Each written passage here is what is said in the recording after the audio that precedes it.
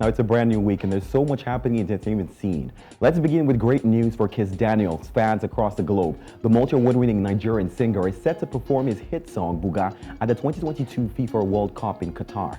Fans of the 28-year-old star can recall that earlier in June, Kizz Daniel tweeted that he would love to perform his hit song, Buga, at the World Cup. He says, and I quote, "God, I want to perform Buga for World Cup with a mass choir. Help me say amen. Hashtag Qatar 2022 World Cup." Now, months have gone by since then, and the hit song Buga has earned the singer over 80 million streams on YouTube alone. Now, just yesterday, Kizz Daniel couldn't keep his excitement to himself. He tweeted a response to his earlier tweet saying, "And the Lord said, see you in Qatar. Hashtag Buga, hashtag cough." Now, while the singer continues to dominate airwaves, both with Buga and his latest single, Cough, everyone can't wait to see Mr. No Bad Songs himself, as he's fondly called, take the stage at Fifa World Cup, scheduled to kick off on the 20th of November this year. Now, while Nigerians wait in anticipation, it's however uncertain if the Buga singer will be performing at the opening ceremony or at an exclusive event for fans. Well, whatever the case may be, honestly, we celebrate him a big congratulations to Kizz Daniel on that one.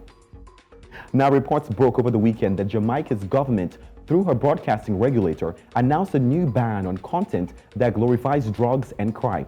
It announced that music and television broadcasts that could give the wrong impression that criminality is an accepted feature of Jamaican culture and society are now banned. Now, while some applauded the move by government, some musicians in Jamaica are outraged by the country's decision. Romake, a Jamaican musician and entertainment executive, took to social media to question the ban. This is what he says. He says, "While I understand why people feel like this, and even I don't agree with glorifying guns or any use of any of these drugs at all, we can't stop the creatives, in bracket artists, from singing about what they see around them or grew around them." Now, Romake wrote on Instagram. He also added saying, "Are you going to ban Apple Music, Spotify, SoundCloud, and other platforms where the same people have the same access to the same songs?" Now, one popular Jamaican musician, Russian, replied that particular statement saying, "This is crazy, LOL. Let's just ask them to write the songs too. Good thing we don't need radio anymore. I can't remember the last royalties they paid me."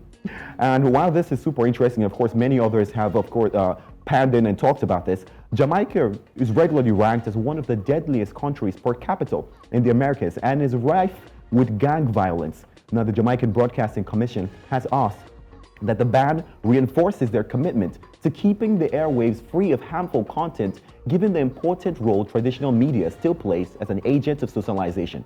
Well, this isn't the first time that Jamaica has attempted to censor its local music industry. In 2009, the broadcasting regulators banned sexually explicit lyrics, but the sanctions have rarely been enforced over the years. Well, let's hope that this new development benefits the country and, of course, its people. Now, finally, on the international scene, it seems tabloids can't get the Grammys out of their minds. While the entire globe anticipates one of the biggest music awards shows, it seems there's some trouble here and there. Now, two of Canada's biggest stars, Drake and The Weeknd, seem to have boycotted the awards once again. On separate occasions in the past, they have expressed frustrations with the behind-the-scenes working of the Recording Academy. Ahead of this year's awards, both stars have refused to allow their team send any of their music for consideration to possibly win an award. Now, 32-year-old The Weeknd announced his decision to boycott the future Grammys following the snub of his mega-popular and critically lauded 2020 album, After Hours. Meanwhile, Drake's beef with the Grammys dates back to 2017 ceremony after his catchy pop R&B hit, in fact we all know it, Hot Like Bling, only received nods for Best Rap/Song Performance and Best Rap Song. The 35-year-old musician later revealed that even though Hot Like Bling is not a rap song, the only category they can manage to fit him was in the rap category, adding that he writes pop songs for a reason. Although both stars have won Grammys in the past, it seems that they're only fighting for better representation.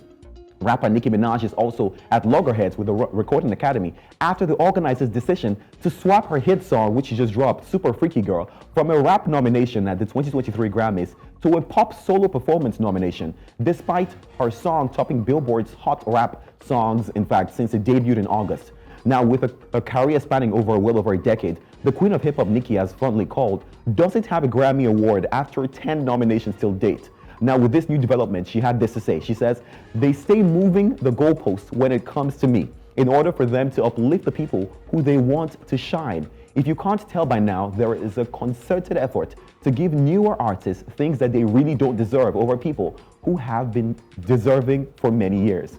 while this is emotional, especially for Nicki fans, these are all super talented people, and award shows have and will always be honoring their service and their hard work. Well, we do hope that this team blows away, and it's one big happy musical industry globally for all of us, because of course we're all huge fans of these musicians, and I'm looking forward to Nicki actually bagging a Grammy super soon. But what do you guys think about this? Olive, Osai, any thoughts, especially on Nicki?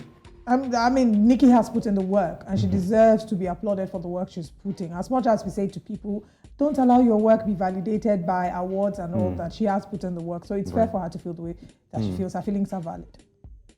I agree. All right, thank you, Sam Dandy, for joining us this morning with entertainment. All right, thank you for having me.